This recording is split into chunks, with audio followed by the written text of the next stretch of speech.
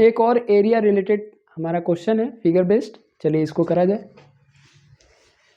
यहाँ पर ABC is a triangle with angle EDB, E ये D है, EDB is equal to ACB, EDB ACB के बराबर है। If B is equal to 6, तो मैं यहाँ लिख देता हूँ B का वैल्यू है 6 centimetre,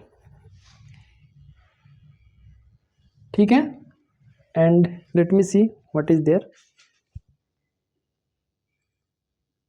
EC is equal to 4, this is EC, EC is equal to 4 centimeter, this is 4 centimeter, BD is equal to 5, ये हमारा 5 सेंटीमीटर है।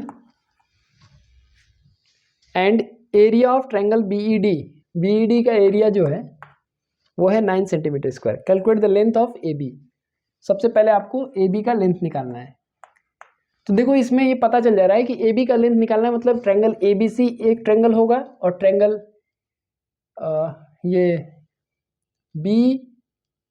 BED जो है दूसरा ट्रायंगल होगा हमारा, ठीक है, जिसको हम लोग को लेना है, इनको सिमिलर प्रूव करना है। सिमिलर प्रूव करने के बाद रेशियो निकाल के तब ये निकलेगा आपका साइड AB।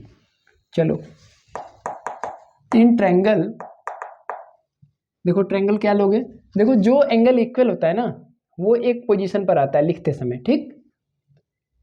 तो देखो एंगल, अगर मैं ट्रायंगल ले रहा हूं तो ट्रायंगल कैसे लेंगे, ट्रायंगल ABC, तो B दोनों में कॉमन है तो B बीच में लिख दो, और C मैं जहां लिख रहा हूं तो C किसके बराबर है, D के बराबर है, तो EBD होगा। Triangle EBD and triangle ABC। क्यों मैंने ऐसा लिखा है, क्योंकि B के बराबर है, कॉमन है दोनों में, D किसके बराबर है, C के बराबर है, तो E जो होगा वो A के बराबर होगा, ठीक है। चलो पहला पॉइंट लिखोगे angle B is equal to angle B common,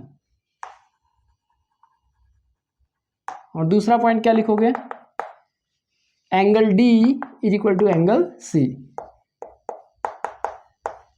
ठीक, गिवन है ये। तुम एंगल को पूरा भी लिख सकते हो, मैंने शॉर्ट में लिखा हुआ है। Therefore triangle EBD is similar to triangle ABC by angle axiom. ये काम हो गया। अब इनका रेशियो लिखो, ये फर्स्ट पॉइंट था, सेकंड पॉइंट रेशियो लिखो।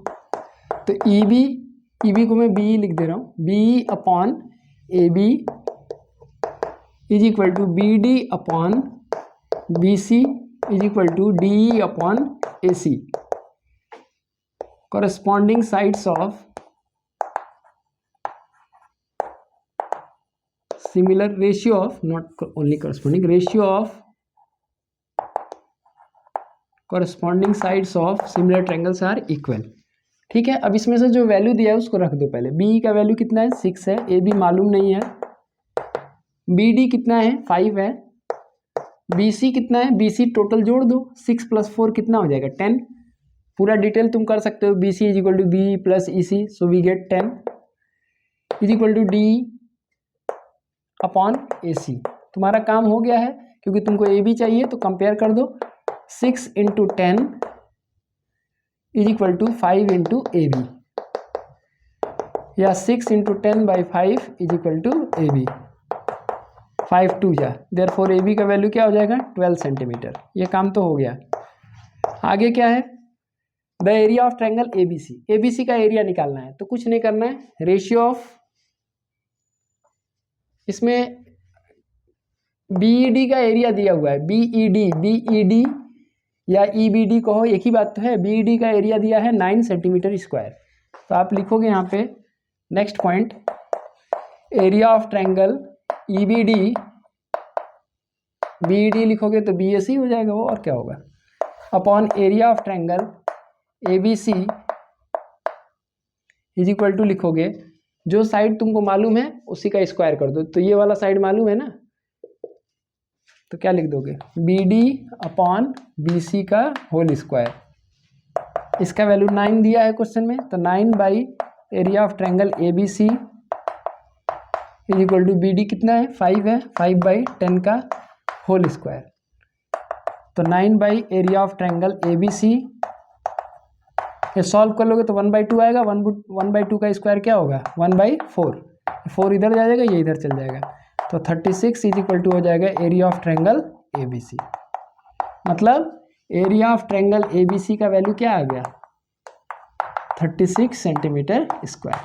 This is the answer. तो एरिया का कोई भी क्वेश्चन डायरेक्ट नहीं आएगा, पहले सिमिलैरिटी प्रूव करने को आएगा, उसको प्रूव करने के बाद जो उनके करस्पॉन्डिंग साइड्स के रेशियो होंगे उसी का स्क्वायर होता है रेशियो ऑफ द एरिया। उसी कॉन्सेप्ट से हम लोग क्वेश्चन को सॉल्व करेंगे। जब भी ऐसे क्वेश्चन आते हैं 4 नंबर 5 नंबर 6 नंबर तक भी आते हैं, तो क्वेश्चन में टाइम तो लगेगा भाई, क्योंकि 3 क्वेश्चन दिया है तो जाहिर सी बात है टाइम लगेगा। पहले प्रूव करो, फिर साइड का वैल्यू निकालो, फिर एरिया निकालो, बड़ा क्वेश्चन होता है। लेकिन अच्छा क्वेश्चन भी है क्योंकि सब लोग तो कर नहीं पाते हैं। Thank you.